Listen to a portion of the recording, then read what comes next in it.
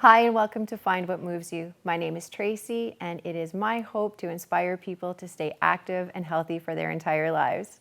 So today I'm really excited to have with me Christine Lannon, and we are going to talk about really not one thing specific, but all things fitness.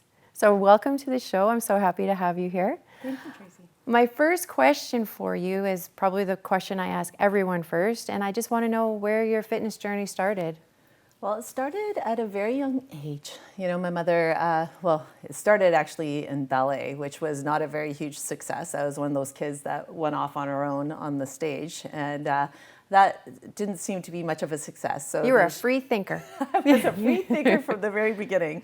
Then I journeyed into gymnastics, which I kept going up until my early teens, and I did compete on a lower level, but really gained a lot of muscle and strength and flexibility, and that carried on throughout my whole life. I find that gymnastics is a really good way of developing muscle and skills. From there into high school, I started into tennis and basketball and volleyball and badminton. Really chose to join the team and the social aspects of sports, and that really helped me get through high school and stay focused on keeping out of trouble. So you were one of those smart kids that went the sports route through high school. I did have some balance of fun though, for sure. So did you do any of those sports competitively, like besides the high school sport? Tennis, I did compete a little bit through tournaments here in Thunder Bay at the Thunder Bay Tennis Club, and I really enjoyed that. Outside of that, just team sports, that was the one thing that I did.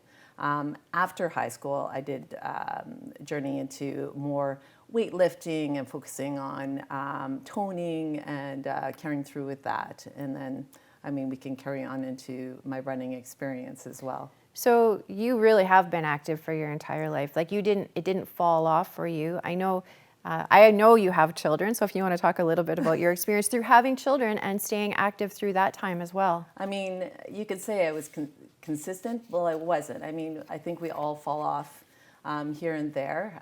There are times I find that there were lulls throughout my fitness journey. Life happens. So certainly having children, that was definitely a time that I slowed down, focusing on raising my children and parenting. And there's a lot of hormonal shifts during that time. There's a lot of extra weight gain. Certainly that was a motivation to get back into fitness after every child that I had. But it takes a lot to get motivated after those periods of time. So those were lulls of my motivation in fitness. Just for curiosity, did you stay active during your pregnancies? Like I remember going to the complex here and doing like step aerobics when I was pregnant. Like did you try to do any of that? I know step aerobics and I still don't get along, but did you stay active during pregnancy? Okay, the first pregnancy, I felt that was my excuse to sit put and eat ice cream. I was so excited. We were told at the time, you're eating for two, do it, yeah. I know. And back then, I don't think it was as encouraged to be as physically active. Yeah. I was so afraid of losing my baby, having it being my first pregnancy. Yeah. I just, really enjoyed being pregnant and eating and just enjoying that. So my focus was more on the health of my baby at the time. And, I didn't have that perception that physical fitness would help it. I learned differently through my subsequent pregnancies, for sure. Well, things have changed too. Like there's been a shift in the way people think about the amount of activity you can do when you're pregnant, the kinds of activity. Like if you're an active person before you're pregnant, you can stay active. Like you don't want to start a routine or a regimen when you get pregnant. Right. But, gentle exercise is wonderful for you. So then you had your children, you have a professional life as well. Very busy, yes. I'm an owner of a business, and I also work within that business. So it's definitely grueling hours and a busy lifestyle for sure. So fitting in physical activity and the types of things I like to do can be challenging at times for sure. So the reason I bring that up isn't to say like you have 3 kids and a job and you're physically active, like, you can cram all things in. The reason I bring it up is because my belief, and you and I have shared this in a different conversation, is that if you are physically active, it can help you mentally and emotionally through having a really active lifestyle. 100%. Yeah. I mean, and sometimes we let that go, and we have to remind ourselves that being physically fit, doing those activities really helps us gain energy, gain mental focus. It also helps with the mental health, because I mean, I don't think I'm the only person in the world that's had some mental health challenges throughout her past.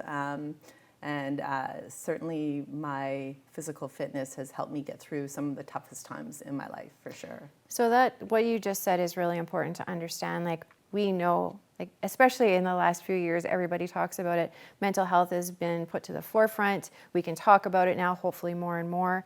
And that being physically active is really going to help you. And saying, yeah, everybody has their mental challenges and emotional challenges they have to go through. Speaking of which, that brings us to where we are in our lives right now.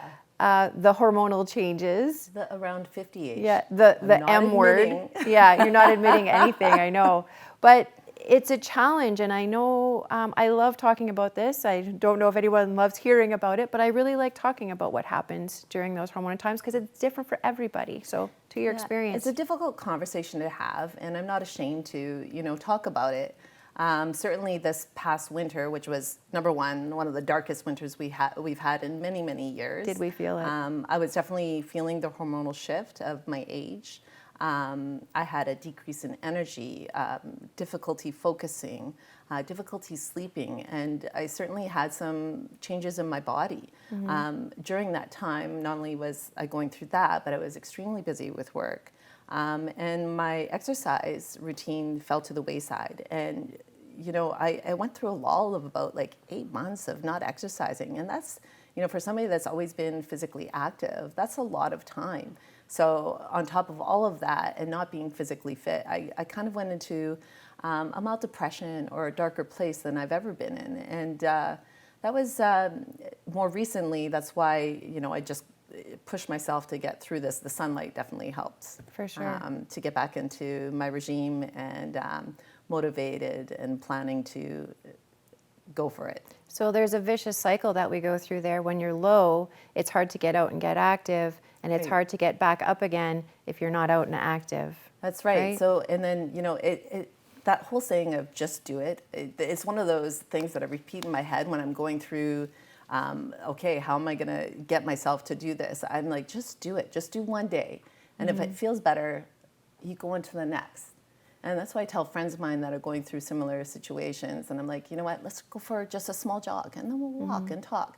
But just getting out and doing it, all of a sudden you start feeling those endorphins, the feeling of doing something that's good for you outside of all the responsibilities of children and work and everything else in life. It's that break that we all deserve. Yeah, and it does get easier, like you said, one step. I mean, you're not going to get yourself all dressed up and go outside for one step, but you're going to take, maybe you're going for a 10-minute walk, commit to the 10 minutes, and probably you're going to feel much better for having done it. If not, maybe try again the next day. But just get out there and do it is really not the answer. It's like some little small steps. For many people, that's the case. For me, because of my history with physical activity, once I do it once or twice, I just go all in. I dive all in, and then it's like every day I'm running, or every day I'm doing yoga, which I mean also helps in this journey. So we'll dive into that later. Yeah, so we're gonna go just to a little bit of a break, and we're gonna come back and talk. I think you and I can do many more segments together. We'll be right back. Thank you.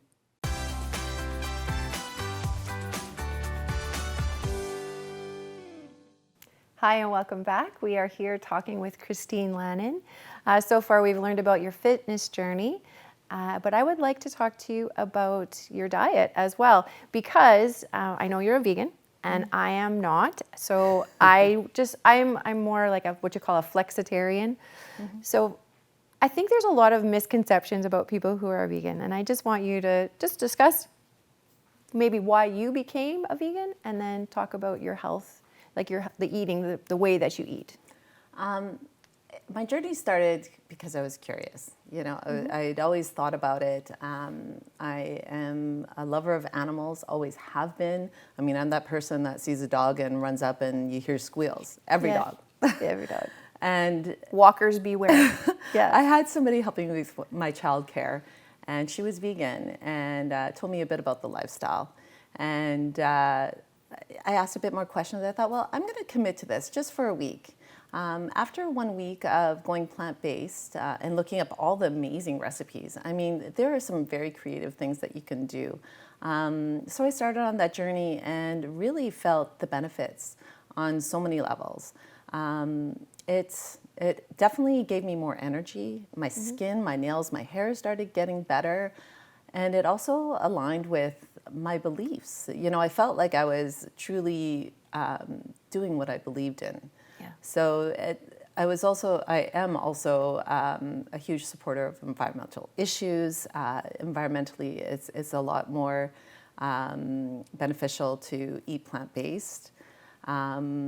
It just balanced so many more things in my health. And, you know, I do encourage people to try some plant-based meals, maybe once or twice a week, because then it minimizes the amount of meat consumption that you have. As we all know, some meats can cause digestive problems and some health problems. So. Okay, so here's the question I know everyone's going to ask. You're very active, and I know you're a gym goer, so you're trying to gain muscle mass. We need protein for that.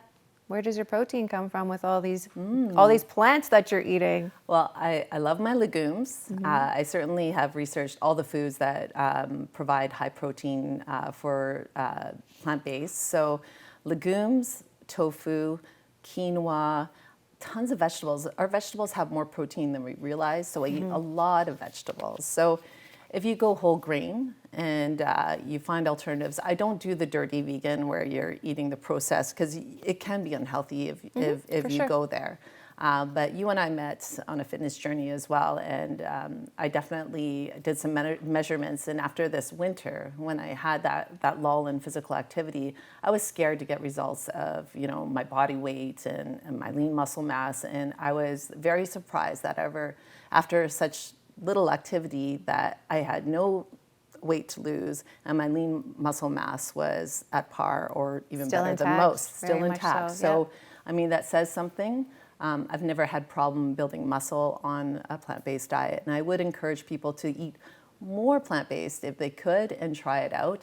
I don't think it's for everybody, because some people don't have the ability to do that because their lifestyles are too busy and they don't like to plan. And it does, you know, also create a lot of mindfulness and intentionality with this type of eating, because you have to plan a little bit more. So, you know, you got to step back and plan and feel better about what you're doing. And that's what intentionality is all about, right? That mindfulness piece is really important, because some of us, when you're busy, I mean, I do this sometimes too, stand at the counter, eat your lunch, and then run out the door again. But when you have to plan, and now you have this wonderful meal in front of you, you're going to enjoy it more, I believe. And not a lot of people understand that something like quinoa has the same, you know, amino acids, that same 9 chain that meat does. So it's hard for people to wrap their heads around it. But I just wanted to talk a little bit about it, a little bit of information. I also wanted to say my favorite thing is making a plant-based diet or a meal for friends that are meat eaters, and then them not even knowing that it's vegan. That is, and they're like, what? This is like one of the best meals I've ever had. So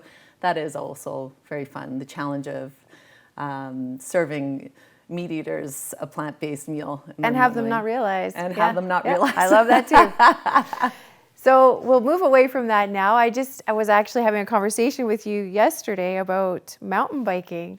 And I love a woman on a mountain bike or a fat bike. So can you just touch on that a little bit for me? I got into it a few years ago when I started dating my partner. And actually our first date was on a fat bike. And it was in the winter. And I was like, that sounds fun.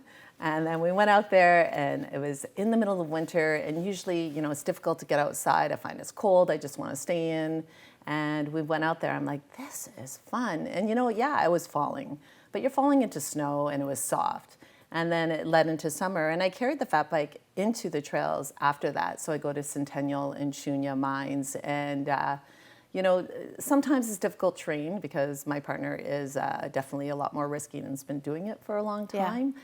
But it's an activity that I never did before, and I find that it really helps my physical journey and get outside in nature, of course. we have such beautiful area here, and it's so good to get out in the trails. We have some great trails here for biking too. And We I know do. the first time I went fat biking, scared of falling, I'm very Of course. tentative, but I fell sideways and that trail is really hard packed. But when you fall off the side, you're just falling into a fluffy cloud. And the biggest challenge is really getting back on your bike. It is. Right? It is. And then the mountain biking, I'm still tentative. I had a couple of falls that I was kind of, So I'm always willing to try it again. And I know you said it's something that definitely I should get back on the bike. I am going to challenge you soon. Yeah. Okay, You well, know I'll have I to will. let you know next time we talk that I did it. So again, shifting focus, you are doing something this year that is, I think, incredible. And I really want to share it with everyone. I want to talk about the trek that you're doing. Well, I've done two in the past, one in 2019 in the Sahara Desert, and I did one in the Purcell Mountains 2 years later. This year, I will be doing one in Ecuador in the Andes Mountains, and it'll be 4,000 feet above water, so very high elevation, and I'll be trekking towards the highest active volcanoes in the world.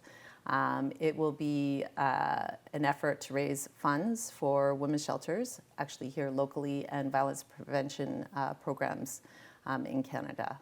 Okay, so you just said a whole bunch of things. I know, there's so many. Break it down. Yeah, I want to go back to that very first experience where something came across your desk or through your email or whatever and said, let's do this. I was at my very first sales conference, and one of the first things they showed was a video of these trekkers that were trekking through Iceland. And they were promoting the next trek, which was this beautiful video of the Sahara Desert, and it just looked like the adventure of a lifetime. Like, I've got to do this, but I'm not this like famous realtor, and I don't have much experience in this, and I just put in a passionate application because there are lots of applicants for these treks. Any throughout. idea how many? I would say 400 to 500, and Okay. they select about 100 to 120 Okay. for each trek. So it was a real honor to eventually be selected. And of course, my passion for women's shelters certainly helped give me the motivation to apply for sure. this. Yeah. Okay, so you did your first one, and what was it like? My first one was through the Sahara Desert. It was a 100-kilometer trek, so 5 days and 5 nights. It was a group of, it was broken down into 4 groups, so 20 people per group.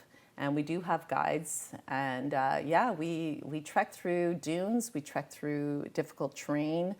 We slept in tents, open tents, by the way, with spiders and snakes. And it was dusty and hot, but it was the experience of a lifetime. And I couldn't wait to do the next one after that. All right, I'm going to stop you right there. We're going to take a short break, and we'll be right back.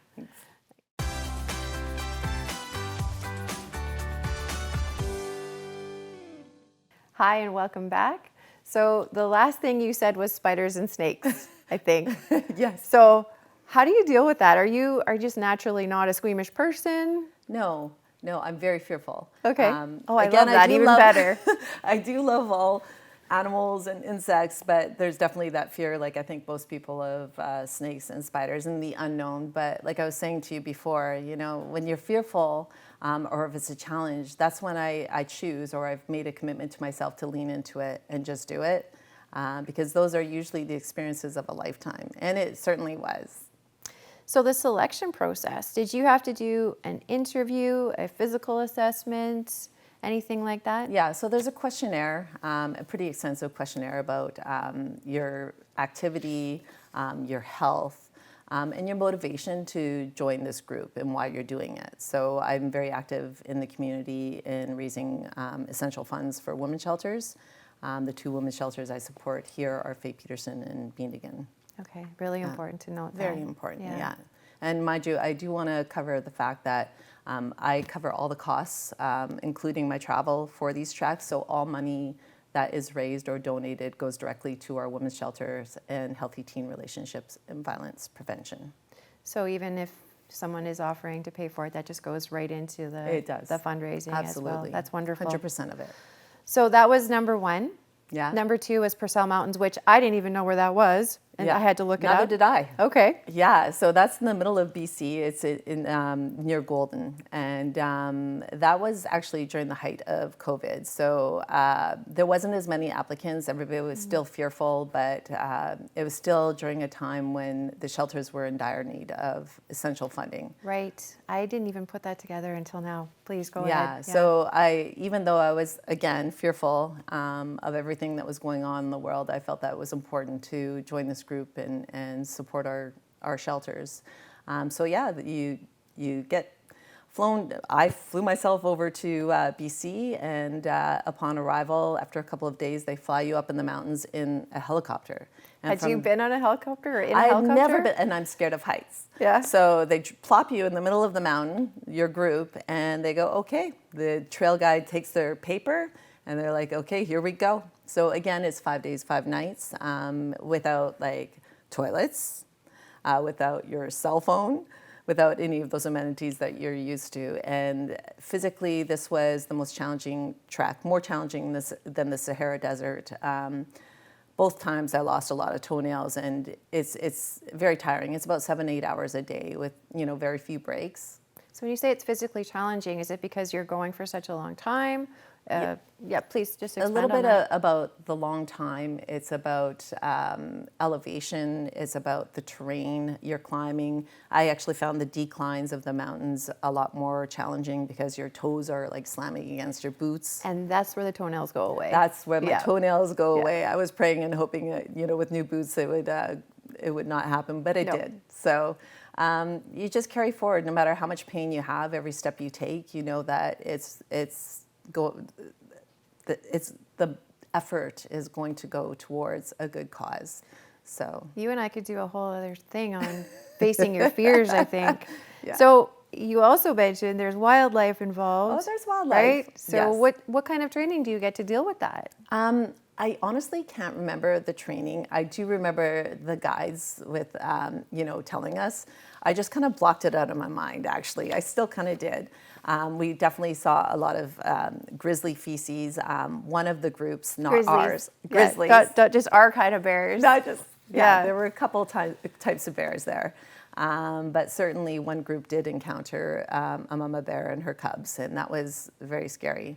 In this particular trek, there were several people that dropped out. It was definitely very challenging. Both treks, there were people that had to drop out because of health concerns. So What was the weather like? during the that time? weather in the Sahara was dry and warm. Yeah. But the Purcell Mountains, it was cool, and it was Just cooler. cooler at I'm night thinking and it's very, damp. very cold. It was in August of Okay, 2021, all so right. it wasn't that bad. But it was certainly damp, and I'll tell you, like normally there's fires and you sit around. This time I would end the day and I'd go right to bed. I was so tired. Okay. Yeah. So you're really probably not thinking about the elements too much then. No, I was just ready to go to bed. Just go and go to bed and go and go to bed. Just go and go to bed. So now this next one coming up, you are raising funds for, yes? I am. And it is in Ecuador. It is in Ecuador. So tell this us a little bit November. about that one. Okay, so I don't know anything about Ecuador. Okay. I'm You're reading gonna up on find it. out. I'm going to find out, I guess the hard way. Yeah. Good choice. Just But- throw yourself right in there. Yeah, again, it'll be about 100 to 120. I can't remember how many people are joining in on this, but it's a group of about 20 of us that is starting in November. We will be hiking towards one of the highest active volcanoes in the world, and it's 4,000 feet above the water. So I don't know how it's going to affect me. The elevation is concerning. Yeah. Have you Certainly- done anything at altitude before? The Purcells was my first Was that- effort. This one apparently is going to be a little bit more challenging. So there are some guidelines to prepare for it. They said there's some kind of medication I could take or, to prepare for it. So I get that the Purcells were the same, but this seems to me like it's a much higher elevation. Yes. Yeah. So it's Yeah. going to be more challenging, like you Yeah. said. So you are going to be doing a little bit of a fundraiser. Yeah. And I just want to touch on that. It's going to be on June the 4th, right? My first one, yeah. And people can get in touch with you through your website for that. Yeah, through my Facebook page, yeah. Yeah, sorry, through your Facebook page, right? Yeah. And just touch on what it's going to be about. Okay. Well, it's going to be a Kangoo fitness class, and they're also going to be a pound class, which I'll go into afterwards. But the Kangoo bounce class is like so much fun. You're around a group of people with uplifting music, and you don't even realize you're exercising. To me, it was like the strangest thing to see these boots. And I was like, what the heck are these? I got to do this. People have to, you have to look it up, what Kangoo boots are. That's like right. You really have to look it up to and get I just bought my first pair. Oh, good for you. I'm Yep. going to get into it more, but I it can't is wait so to much try fun. You're going to love it. Yeah. So the group of women are fantastic. There's a real sense of community. And it's not just women, I'm sorry. But there's a real sense of community people, there. yeah. Mm-hmm. And I think I can't wait till you try it. I'm Yeah. just going to leave you with that and leave it a mystery. So I've looked at videos online, and I'm very excited. And then you said there's going to be pound as well. Yeah, so I don't know a lot about this. The owner of the company, she will be providing the class, but it's a couple of drumsticks, and you drum to the music. And what she told me is that you drum to the beat of the music, and before you know it, you're doing like 100 squats. Even the people that are afraid of getting physically active won't even realize that they've done this much exercise. So she says it's fun, it's interactive, and there's great music. So I'm excited to try it myself. It sounds a little bit like drums. I've done Yeah. drums before, and it sounds like that, except maybe without the big ball that you're pounding on. I heard that class last night when I was yoga. Yeah, I could yeah. not even meditate at Yeah. all. I bet you did. So what are you doing to prepare yourself for, not for the fundraiser? The fundraiser, again, is on June the 4th. At what time? It's at 11:30. Okay. Yeah. So look it up on Christine's Facebook page. Really quickly, what are you doing to prepare for the trek in November? Well, like I said, I had that lull, and I knew this was coming up, and I know it takes months to prepare. So I went to a gym and got a membership and started doing some of the yoga classes again, and that really prepared me to stretch, and I got back into my running, which I just love to do. So I'm motivated. I choose to do one thing a day, whether it's yoga or running or biking or one of the classes, but yeah. Good luck with everything. Thank you so you. much for sharing your story with us you. today. Thank you for joining us, everyone. Until next time.